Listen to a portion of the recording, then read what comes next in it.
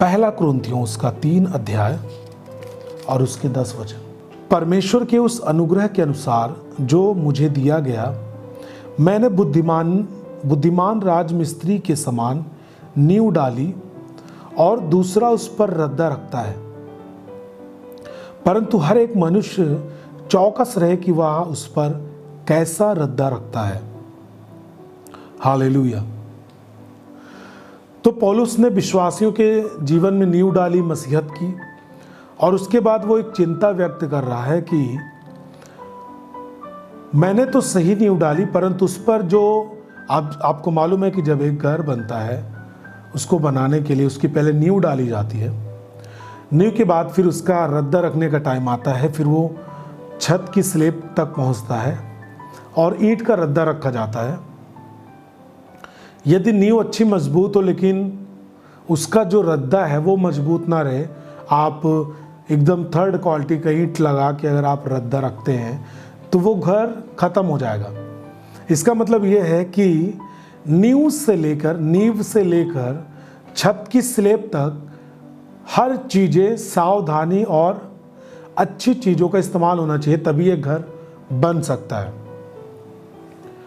यदि वो नींव मजबूत रहे उसकी, लेकिन उसका जो रद्दा है वो घास फूस का हो, अच्छी चीज़ों से ना रखा जाए, मजबूती से ना बनाया जाए, तो घर नहीं बन सकता, चाहे कितनी भी नींव उसकी मजबूत हो। या फिर स्लैब मजबूत डाल दीजिए, लेकिन आप जब उसका रद्दा, जब उसकी दीवारें आप उठा रहे हैं वो अच्छी ना हो, तो आपको बताना चाहते हैं वो घर नहीं टिक सकता, वो जल्द ही नष्ट हो जाएगा। देखिए, पौलुस ने तो इसमें सेवकों के बारे में बात की है, उनके बारे में बात की है जो सुसमाचार प्रचार कर रहे हैं और प्रचार करते हुए विश्वासियों के बीच में जाते हैं और किस तरह की शिक्षा देते हैं।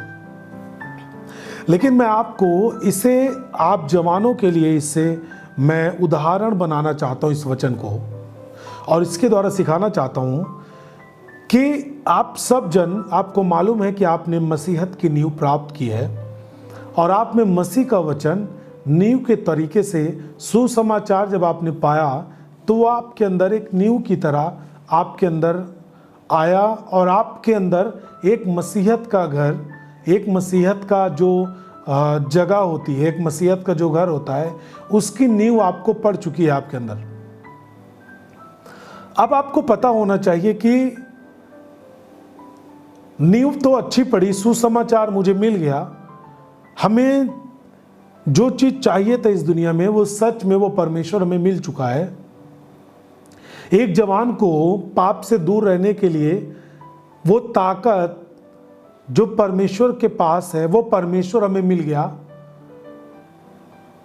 तो केवल इतने पे आपको रुकना नहीं है, परंतु आपको ध्यान देना है इस वचन के अनुसार कि हर एक मनुष्य चौकस रहे कि वो किस प्रकार का रद्दा रखता है।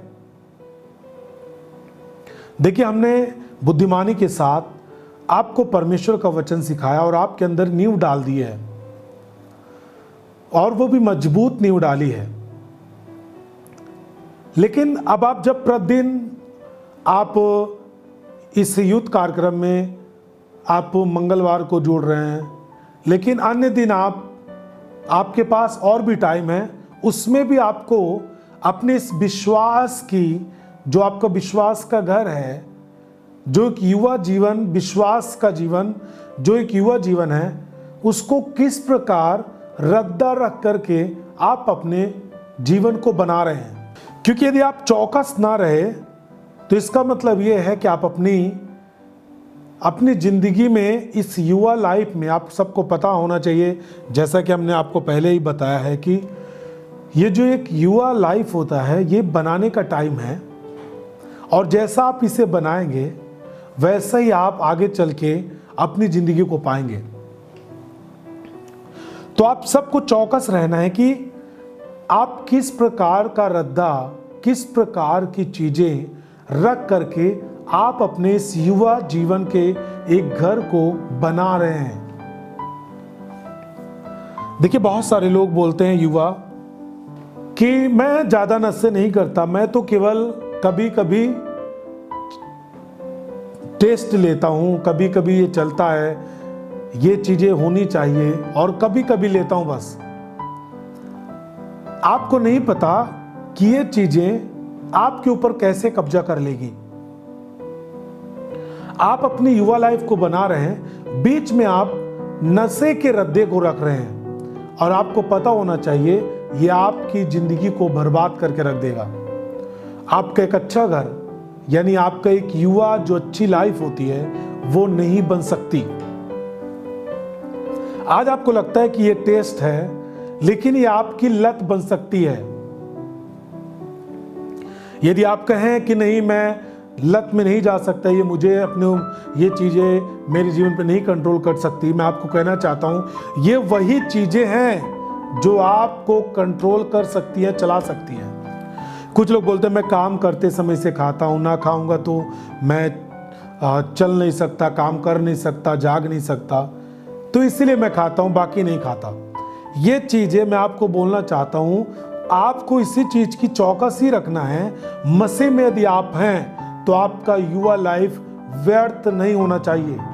हमने तो नींव रख दी मसीहत की, अब आप प्रतिदिन, अब अपने जीवन को जब आप जी रहे हैं, रोजाना जीवन में जब आप जी रहे हैं, उसमें किस प्रकार का रद्दा आप रख रहे हैं। हमारे एक दिन के संदेश से आप 2 दिन तक, 3 दिन तक यदि आप वचन को याद न रखें तो आप फिर खत्म हो सकते हैं। आप हमारे संदेश को आज सुनेंगे, कल आपको नहीं मिलेगा। फिर आप कल के जीवन को सुबह से लेकर शाम तक किस प्रकार का आप रद्दा रखते हैं। इसीलिए आपको अपने जिंदगी के हर क्षण को, हर दिन को, हर सुबह को, हर शाम को आप किस तरह का रद्दा रख के अपनी जिंदगी को बना रहे हैं। कहीं ऐसी चीजें नहीं आ रही आपकी जिंदगी में कि आपकी जिंदगी को नष्ट करके रख दे। बहुत सारे लोग बोलते हैं कि हम जवान हैं और इस जिंदगी का जो टेस्ट है वो लेना चाहते हैं, वो अपनी जिंदगी का टेस्ट लेना चाहते हैं। मैं आपको बोलना चाहता हूं, हाँ, आप जिंदगी को अच्छे से जिए, इसमें कोई भी प्रॉब्लम नहीं है। आपको मसीह भी इसके लिए उत्साहित करता है, हम भी आपको उत्साहित करते हैं कि आप अपनी जिंदगी अच्छे से जिए। लेकिन वो अपनी जिंदगी का जो टेस्ट है वो कहां पर लेना चाहते हैं। जहां आप जी रहे हैं, जहां से आप ले रहे हैं, क्या वो सही चीजें हैं? क्या वो जिंदगी का, जीवन का हिस्सा है? बहुत सारे जवान बेविचार में जीवन का टेस्ट ढूंढ रहे हैं। उनको लगता है इसमें जिंदगी का स्वाद मिलेगा हमें, यही जिंदगी है युवा लाइफ का, और वो बेविचार में स्वाद ढूंढ रहे हैं। अपने जीवन को जीने का प्रयास कर रहे हैं कि बेविचार कर लूं मन भर के, इससे मेरी जिंदगी सफल हो जाएगी, मैं अपना जीवन जी लूंगा इस तरह से। बिल्कुल गलत है। बहुत सारे लोग नशे में सोच रहे हैं कि मैं नशे करके मैं जीवन का टेस्ट ले सकता हूं, जिंदगी को जी सकता हूं। जिंदगी है भी इसीलिए, लड़ाई झगड़े करना, गाली देना, जबरन किसी से लड़ जाना, क्रोध में जीना, कोई बोले प्यार से तो आप तुरंत गुस्से में उसके ऊपर चढ़ जाना, तुरंत लड़ाई के लिए तैयार हो जाना, गंदी फिल्में देखना, हस्तमैथुन करना, गालियां देना। आपको लगता है कि इस जीवन को इस तरह जीने से आनंद मिलेगा और आप इस तरह के टेस्ट लेने के लिए आप तैयार होते हैं। मैं आपको कहना चाहता हूं ये जिंदगी का टेस्ट नहीं है, न जीवन जीने का तरीका है। जब आप इस तरह जी रहे हैं, आप घास फूस का रद्दा रख रहे हैं अपनी जिंदगी में। आप अपने भविष्य के लिए थोड़ा भी चिंतित नहीं है। आपको खुद मालूम है, जो ये चीजें करते हैं उन्हें खुद मालूम है कि मेरा भविष्य खत्म है। इससे ठोकर मिला, दूसरा से ठोकर मिला, तीसरा से ठोकर मिला, चौथा। क्या आपकी जिंदगी इसीलिए कि आप एक दूसरे से ठोकर खाएं और अपनी जिंदगी को नष्ट करें? यदि आप एक मसीही हो चुके हैं तो आपको अब तक समझदार हो जाना चाहिए। यदि आप मसीह में जी रहे हैं और आप अपने आप को मसीहत में कहते हैं और आप जिंदगी के बारे में समझ चुके हैं, अपनी युवा लाइफ के बारे में समझ चुके हैं, तो अब तक आपको इन सब चीजों से आपको समझ आ जाना चाहिए था।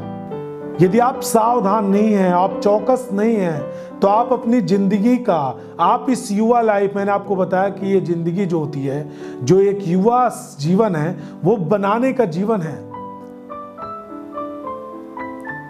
मैं आपको उदाहरण देता हूं। देखिए, बचपन में एक लड़का नहीं सोचता कि मुझे क्या करना है, उसके माँ बाप जिसमें लगा देते वो करता रहता है।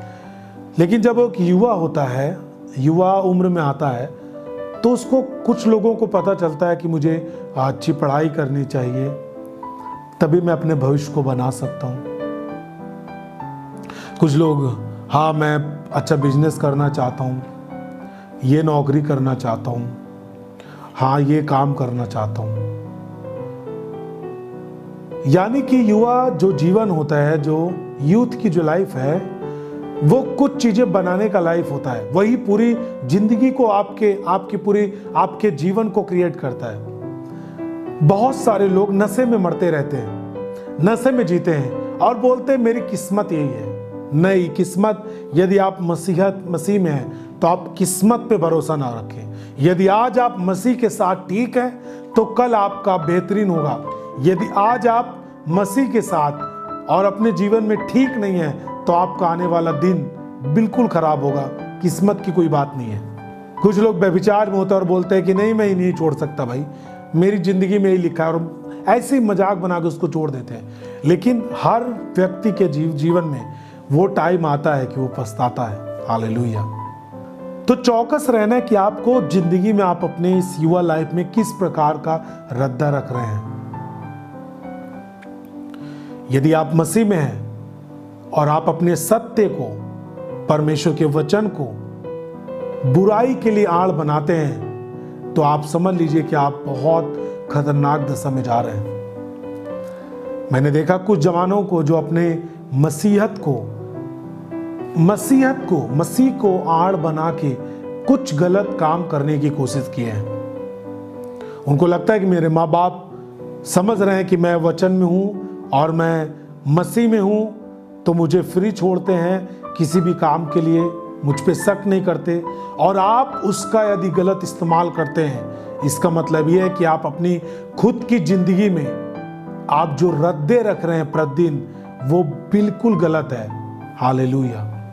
सच्चाई को बुराई करने के लिए आड़ ना बनाएं, नहीं तो आप श्रापित हो जाएंगे।